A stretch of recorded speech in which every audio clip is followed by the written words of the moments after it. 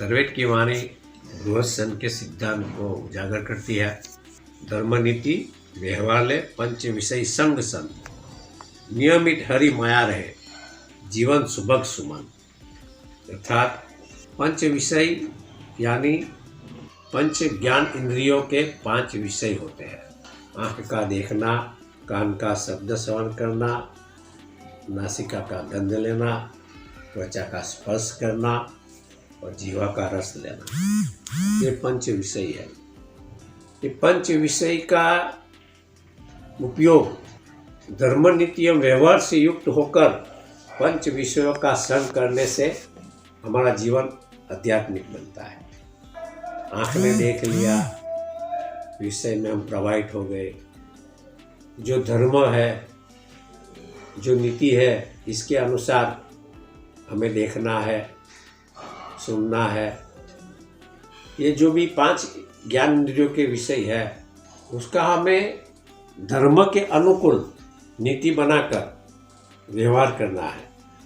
सर्वेट की वाणी कहती है, माया जन साधक रहे, बाधक कबू न होय, गुरु उत्तम सिद्धांत है, कर्म भजन संग होय।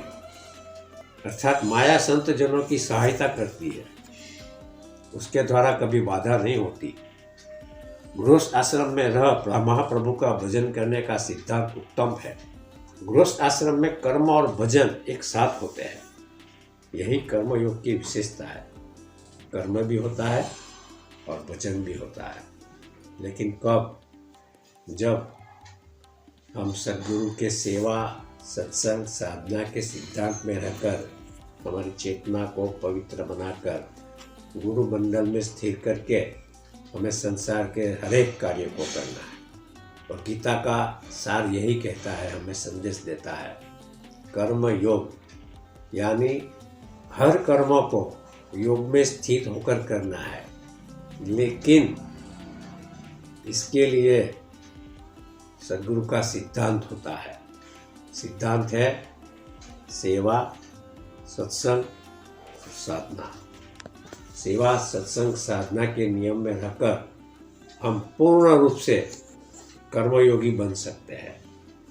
जो कर्म में स्थित होकर, योग में स्थित होकर कर्म होता है, इसे कर्मयोग कहते हैं। बोलिए सद्गुरुदेव भगवान की।